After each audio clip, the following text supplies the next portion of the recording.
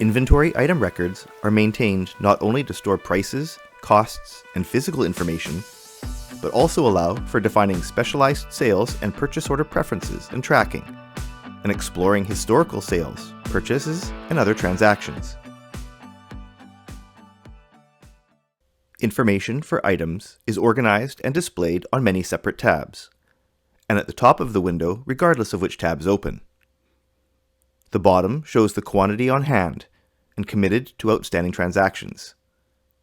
Some information can be prevented from editing or even being seen by the user, depending on user security settings. The active status on items allows sales and purchase order entry. You can place items on hold to prevent including this item on orders, or set to inactive to also prevent new orders and also hide them from item lists with a user security setting. The Details tab displays general information, including the usual selling price and the cost of purchasing, size and weight, and the storage location in the warehouse. You can also specify the primary vendor from where you typically purchase the item, see the last time that this item was purchased, and set values that may affect how much quantity to order. The collection of general ledger accounts used when selling or purchasing this item are assigned from the associated sales department code. If you don't set a sales department, then these accounts come from those configured in Company Settings Special Accounts. This code can be set specifically for this item, or also linked from the product group code to ensure accounting is done consistently for all items that belong to this group. And optionally, if this item is out of stock when a sales order is made, you can choose to assign an alternate item number to take its place, if you choose to do so during order entry. There are many different ways an inventory item can be configured that affects how items are purchased, sold, and tracked, using the inventory type setting. Items with the normal type do not activate any other special settings within items or transactions. Raw material items function essentially the same as normal items, and would use this value if you want to be able to filter or sort them separately on lists. Non-physical items are for sales not stored in inventory, such as labor, services, or stock for which you do not track quantity, and these also function similarly to normal items. You'll want to assign a sales department where the inventory ledger account is replaced with some expense account. Otherwise, you'll need to post a journal entry to correct sales transactions. A manufactured item is produced rather than purchased. These items use a Bill of Materials tab to specify the raw material items consumed when this item is built, either from here or from the optional Production Manager module. All of these items support an Accessories tab, where you can define additional items to automatically be sold alongside this item when added to a sales order. A kitted item represents a collection of other inventory items defined on the Kit Components tab, which can be modified when added to a sales order. A macro item isn't technically an item at all, but a code that represents one or more inventory items defined on the Macro Substitutions tab that are instead added to sales or purchase orders when the macro item is selected. This can also be useful if an item is discontinued, and the replacement is set as the macro substitution. Items can be configured to store either serial numbers for each individual quantity on hand, or lot numbers assigned to groups of quantities, if you enable this functionality in Company Settings. With serialized inventory, this enables the Serial Numbers tab, from which you can see the list of numbers for received items, and the transactions linked to the serial numbers, including only those that are highlighted in the serial number list. Lot numbers work somewhat similarly, but because multiple quantity can be within a single lot, you also need to specify in what order lots are used when sold or consumed.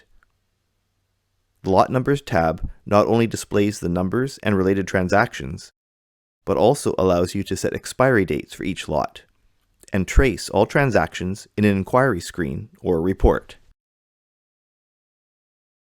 The Sales Tax Exceptions tab lists any tax jurisdictions that are exempt for this item, and whether any tax exceptions are for offering a lower rate in particular provinces, such as for the harmonized sales tax and provincial exemption, but the federal tax is still charged. The Prices and Units tab has a place to enter additional units of measure and their conversion factors, a sign which is used for stocking the item, and which are used by default when selling or purchasing, by highlighting the unit and clicking the button to set it. The pricing area lists each of the different price levels available to this item, for assigning to customers if you maintain customer levels, or determining prices for different currencies if you sell at a price other than the simple exchange rate conversion.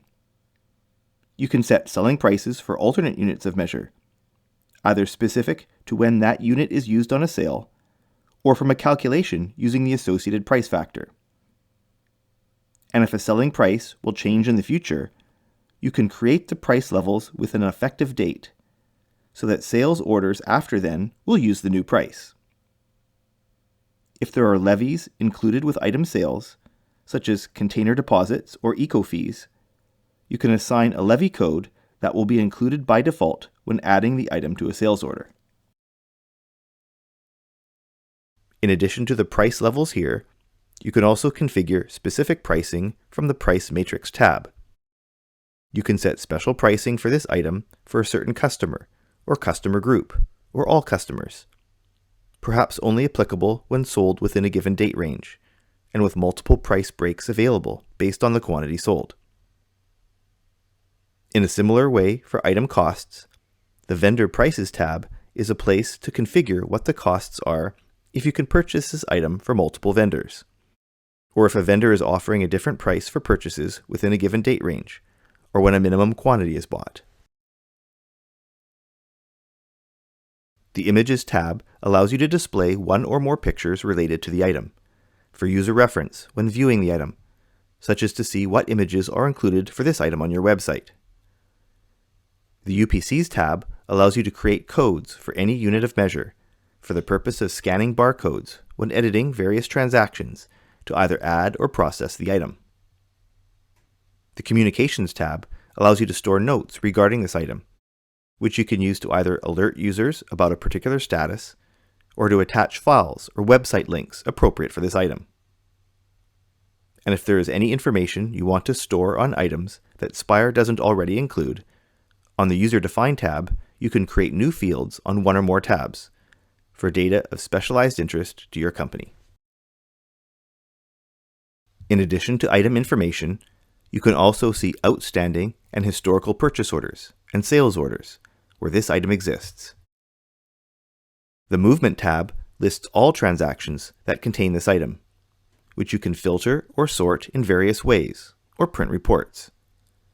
The Receipts tab has similar usage, but lists only those transactions when items are added to your inventory, which also is used if inventory company settings is set to use the FIFO costing method for items to determine cost of sales. From any transaction tab, you can double-click any of them to drill down and open the transaction screen. From the list of inventory items, you can inquire, report on, or create transactions for multiple items at a time.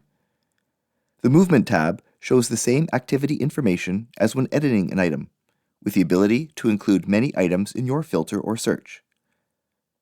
The Sell Prices tab lists all price levels for inventory items, where you can sort, search, or filter desired prices, or export for the purpose of making updates and re-importing back into Spire.